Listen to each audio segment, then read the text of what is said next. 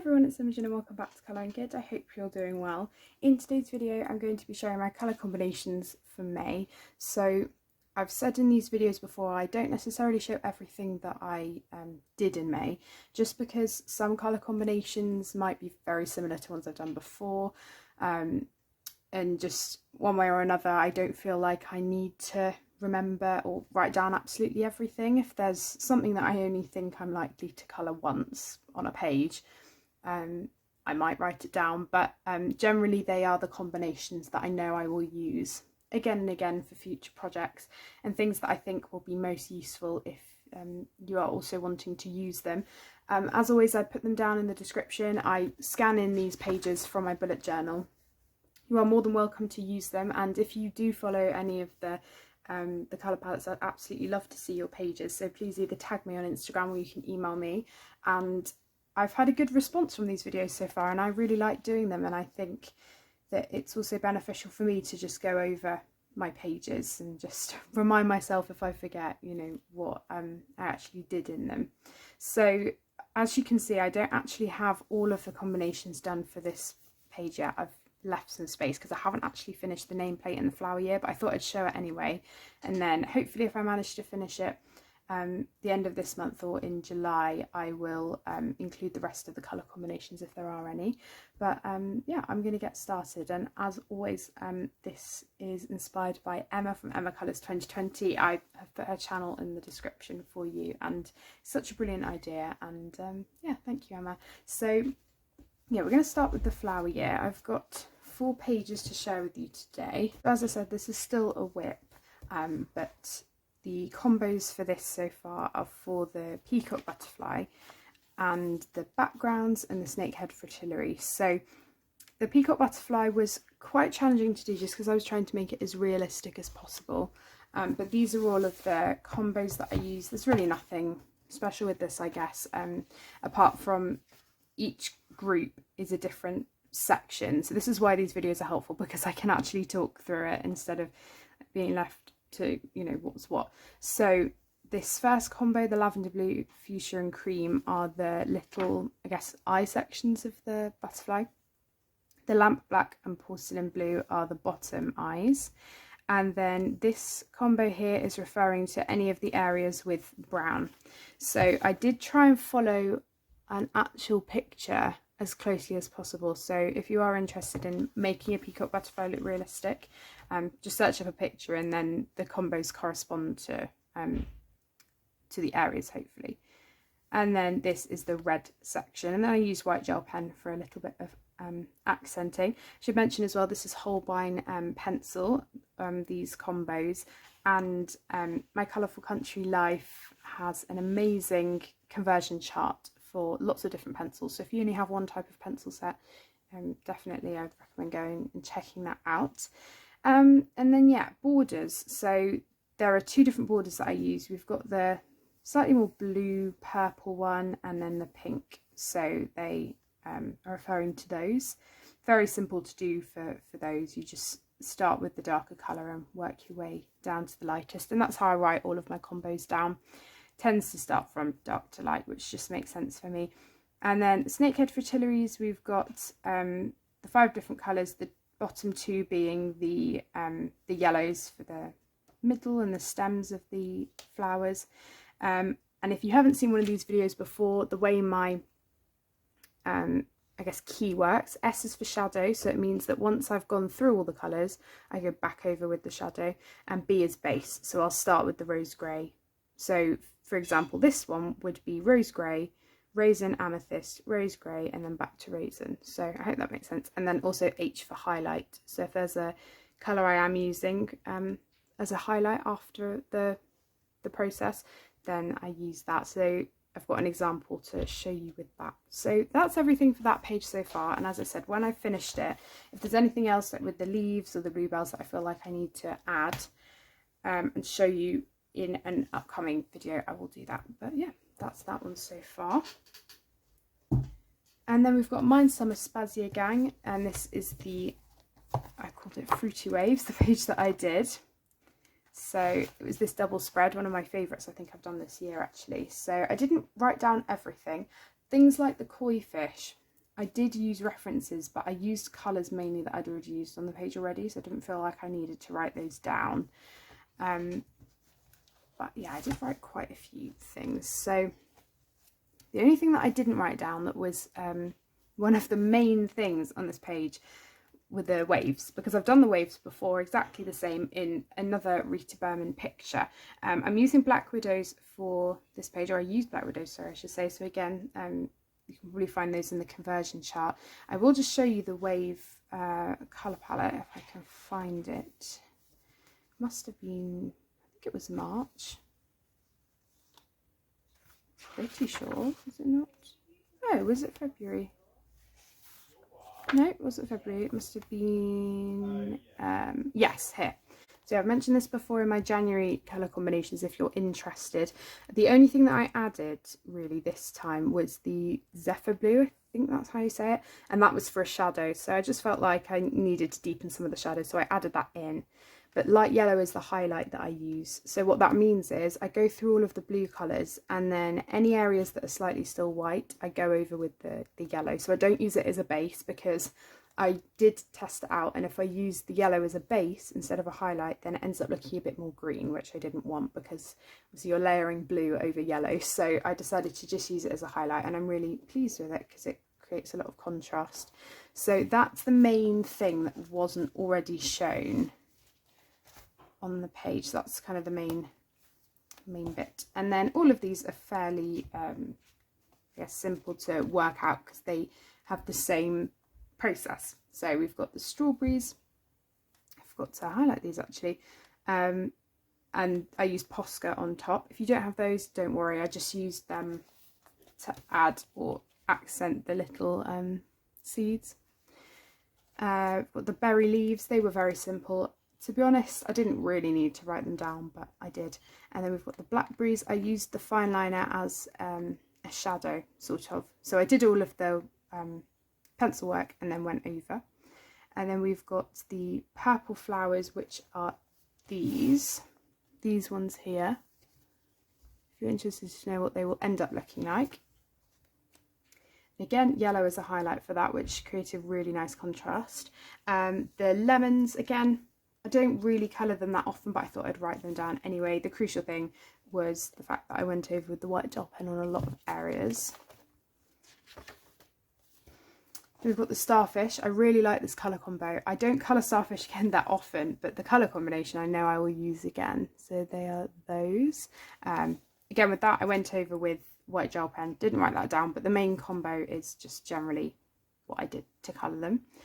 The fish is one that I will definitely use again. I didn't want to do just ordinary orange fish that I would gravitate towards doing. That's what I would usually do. So I wanted to try something different. So I pulled in some purple and green that I'd already used on the page. I can't remember if I actually did search them up and whether there are fish that look like this. I think there might be, because I did look at some reference images, but we'll call them half realistic. They're not really, but I really like them.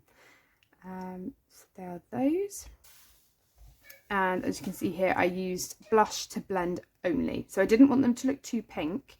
So yeah, that's just to specify that I only used it to blend everything at the end. I did the purple and I did the green and then merged them together with the pink.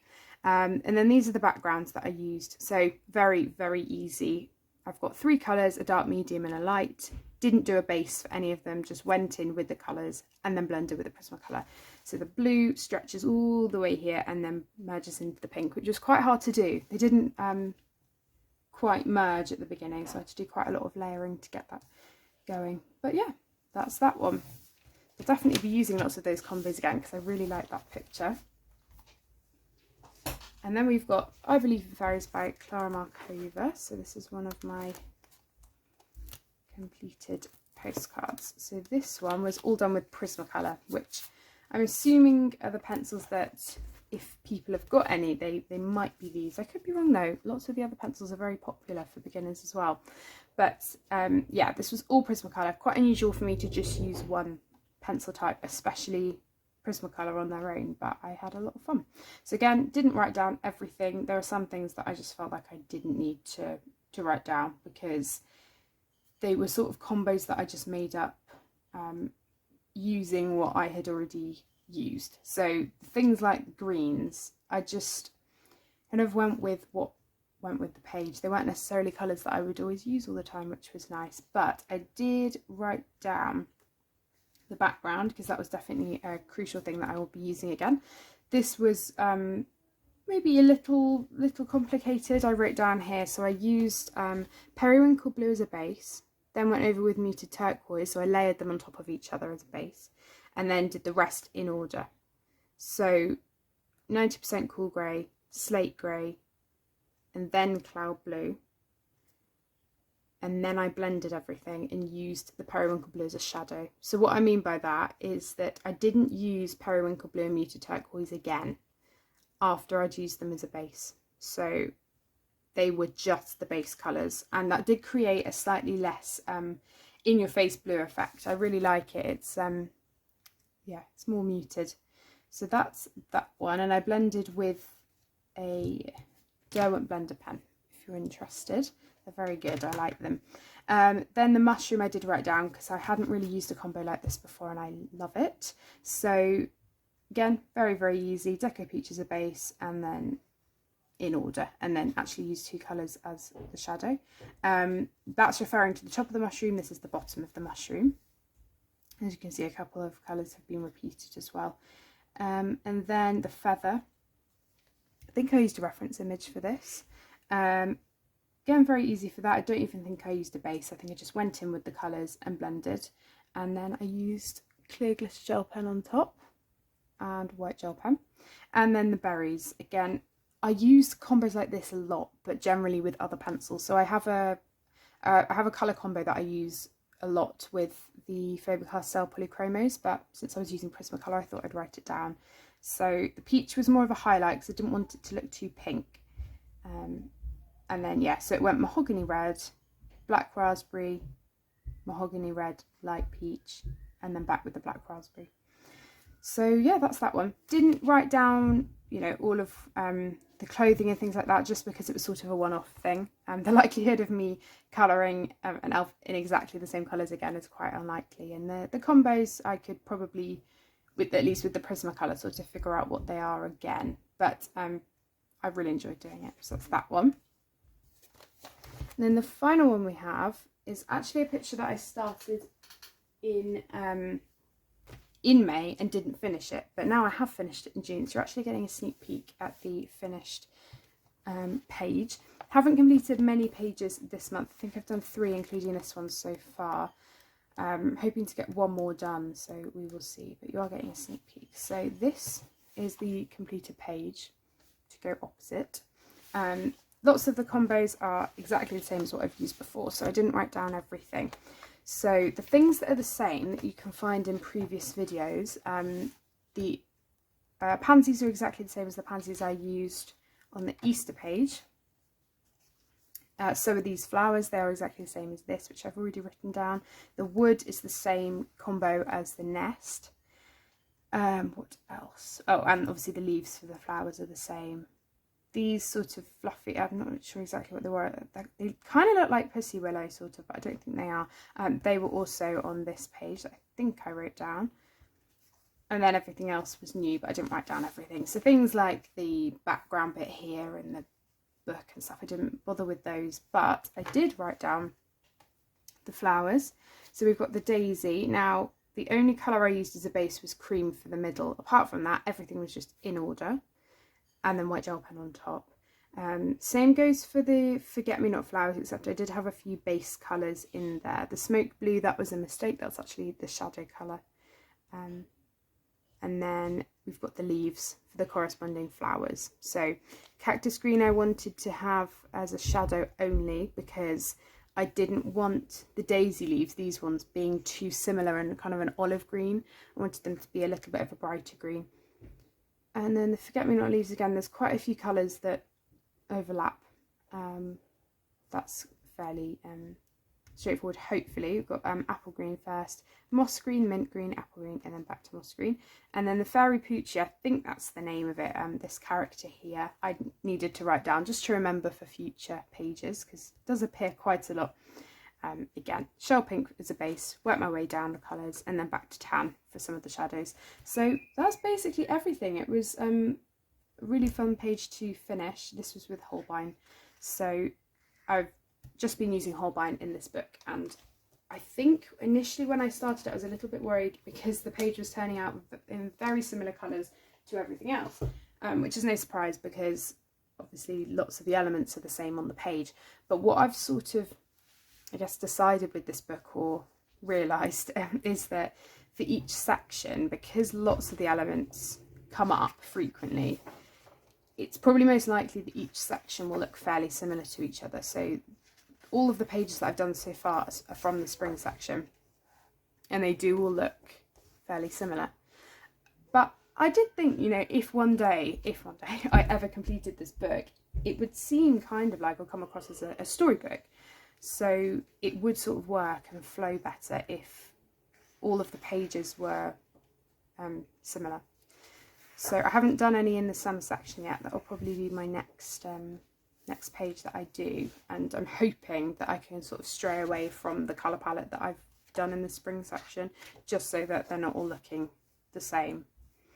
But yeah, that's that one. So that's everything that I have to share with you. I hope you enjoyed, and yeah, I really like doing these new videos. I think they're fun for me to do, and I really appreciate the response that I've had from them. So yeah, I'd love to hear from you, and yeah, I will see you all in my next video. Take care, everyone. Bye.